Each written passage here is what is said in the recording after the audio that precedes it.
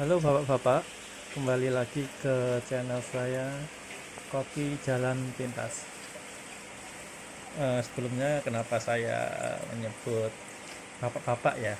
Ya karena rata-rata kalau saya lihat penghobi kopi itu dari kalangan bapak-bapak.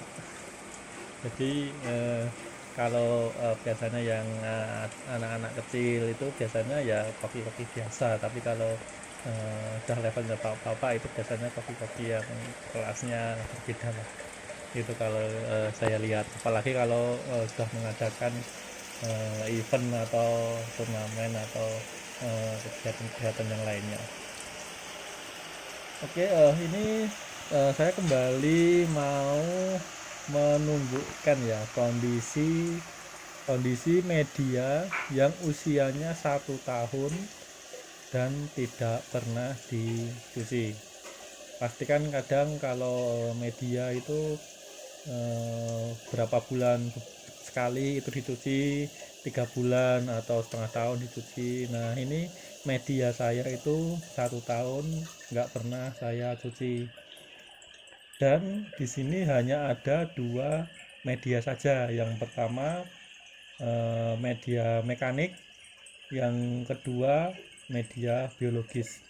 Ya cuma itu saja, dan jenisnya ya jenisnya ada dua itu toh, tidak pakai media biologis, maaf, nggak pakai media kimia. Jadi kenapa kok bisa bertahan sampai 1 tahun? Nah itu rahasianya ada di filter mekanik.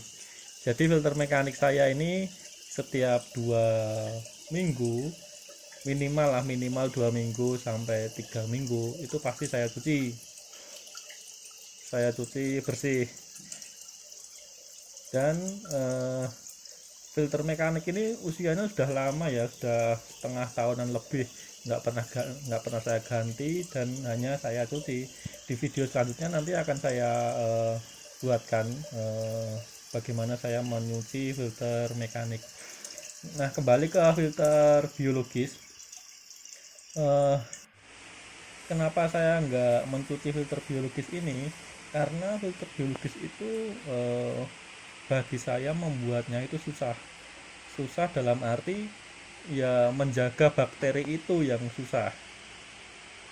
Jadi kadang kalau kita membuat eh, media biologis 2 minggu itu belum tentu berhasil, bahkan 1 bulan itu kalau tanpa tanpa campuran bakteri starter itu belum tentu berhasil. Jadi ini saya benar-benar mulai dari nol tanpa bantuan bakteri starter atau vitamin-vitamin yang lainnya. Jadi saya hanya menyiapkan satu dan beberapa ekor ikan, terus kemudian dari kotoran itu eh, kan berputar ya, itu ya kotorannya ya. Jadi dari kotoran itu lama kelamaan dia jadi bakteri untuk singgah di media biologis. Jadi itu memang prosesnya lama, kisaran kira-kira 1 bulan lah. 1 bulan itu baru saya bisa mengartikan oh eh, bakteri di media biologis ini benar-benar sudah terbentuk. Jadi 1 bulan. Nah kemudian di sini kan ada banyak nyamuk ya, banyak nyamuk yang singgah di situ. Nah itu juga bukti kalau benar-benar tidak saya cuci. Jadi nyamuknya ada banyak. Nah ini kenapa ada nyamuk di sini? Itu karena saya jarang pakai garam yang akhirnya akuarium ini eh, jadi tempat bertelurnya nyamuk. Nah kenapa saya jarang pakai garam? Ya karena tadi ikan-ikan saya itu jarang sakit, jadi jarang banget pakai garam. Saya punya obat-obatan biru, oren, terus kemudian penjernih air, garam, terus ada heater juga. Itu nggak tak pakai semua, ya karena aman aman. Nah Kenapa saya bilang aman, nanti saya jelaskan. Terus kemudian eh, di bawah filter mekanik itu kalau saya buka, saya angkat ya filter mekaniknya, itu di situ airnya bening banget, airnya bening. Jadi bener-bener kayak apa ya, filter filter air yang paling paling ampuh itu menurut saya malah bukan filter mekanik tapi media biologis, karena bener-bener ampuh bagi saya. Nah, kenapa eh, sisa kenapa media biologis yang bagian kanan ya setelah filter mekanik itu kok agak keruh? Nah, sebenarnya itu nggak keruh, itu eh, tumpukan-tumpukan yang tumpuk-tumpukan kotoran yang tidak tersaring di filter mekanik, tapi di situ juga terdapat bakterinya. Jadi walaupun kotoran, walaupun seperti kayak debu yang menumpuk, itu sebenarnya ada bakterinya. Karena dulu pernah saya coba cuci ya, itu tanda-tandanya ada bakteri itu kalau dia licin, licin. Nah terus ini sebenarnya airnya ini baru tak kuras. Saya ulang ya, saya ngurasnya itu eh, di atas 100% lah. Jadi saya kuras dulu 50%, kemudian saya isi penuh, habis itu saya kuras lagi, terus saya isi penuh lagi. Nah, kenapa saya sampai kadang lebih dari 100% water chain-nya, karena ikan-ikan ini sudah terbiasa seperti itu, dan saya WC itu kira-kira ya seminggu setengah sekali dengan ukuran akuarium 1 meter. Seminggu setengah sekali, kadang 2 minggu sekali. Pemberian pakan sehari 2 kali. Jadi saya nggak terlalu banyak memberikan pakan karena kondisi akuariumnya hanya semeter. Gitu.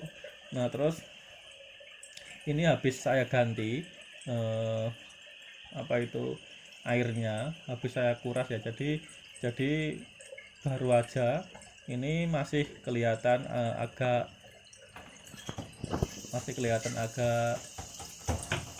keruh. Ini nanti akan jadi bening kira-kira sekitar 30-an menit. 30-an menit nanti akan jadi bening. Nah, ini aku pakai air PDAM.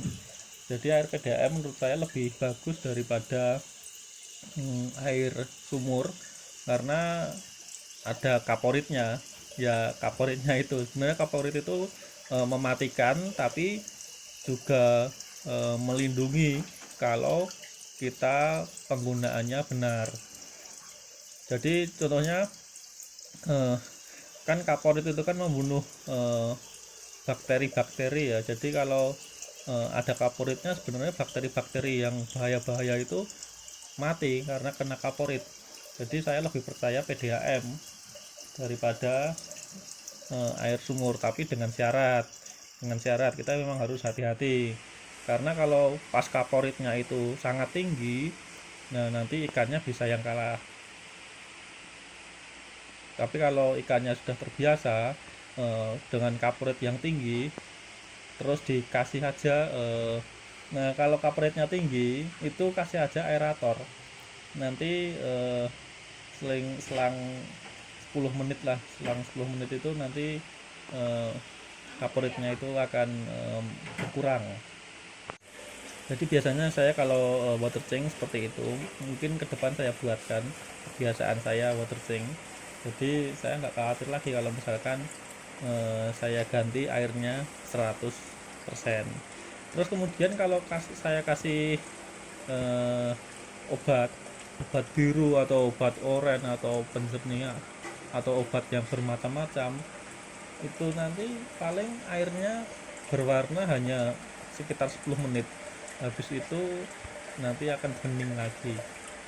Jadi kayak pewarnanya itu nanti kemakan sama bakteri.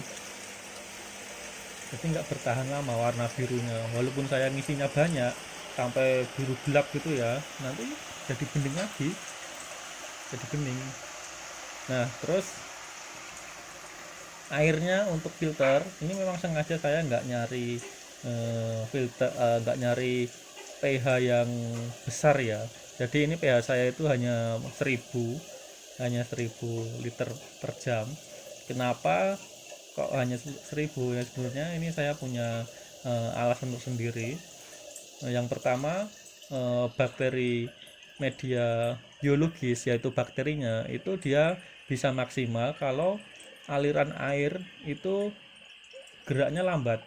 Jadi kalau geraknya cepat pakai pH yang besar, itu bakterinya malah hilang semua. Dia nggak ada waktu eh, untuk memakan amoniak. Jadi kalau misalkan pH-nya kecil itu kan alirannya pelan itu. Nah, itu bakteri punya kesempatan untuk memakan amoniak dari ikan. Jadi makanya pakai pH kecil itu sebenarnya ada untungnya, yaitu menguntungkan si bakterinya. Terus kemudian untuk penyerapan filter mekanik itu jadi lebih maksimal karena airnya yang disaring itu pelan. Saya punya pH yang ukuran 3000 ya. Sebenarnya kalau 3000 itu dipakai di akuarium ukuran semeter itu nggak masalah sebenarnya, tapi malah hasilnya menurut saya kurang maksimal karena media mekaniknya jadi berantakan, bener cepet bener cepet eh, bener cepet menyaring kotoran, tapi media biologisnya yang kalah karena air itu arusnya sangat deras. Jadi yang pH ukuran 3000 nggak saya pakai. Jadi saya lebih puas pakai yang ukuran 1000 liter per jam. Tapi ya memang eh, efeknya ke perputaran airnya jadi lambat. Nah terus kalau dilihat ini eh, airnya ini kok hijau.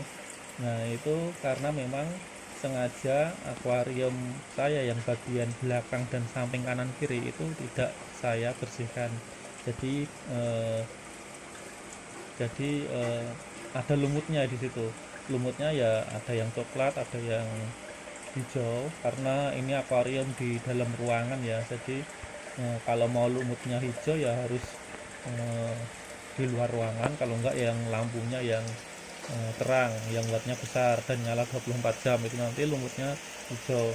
Sedangkan lumutnya di sini ada yang coklat, ada yang hijau, itu memang sengaja enggak saya hilangkan biar tujuannya untuk eh, membantu membantu si ikan, jadi untuk menetralkan kondisi kondisi air. Jadi setidaknya di situ ada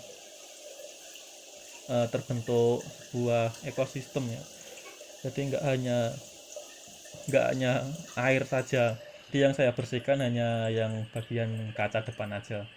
Jadi kalau dilihat sekilas ya agak kelihatan kotor, tapi air kotor pun belum tentu, air bersih pun yang kelihatan bening itu belum tentu baik buat ikan.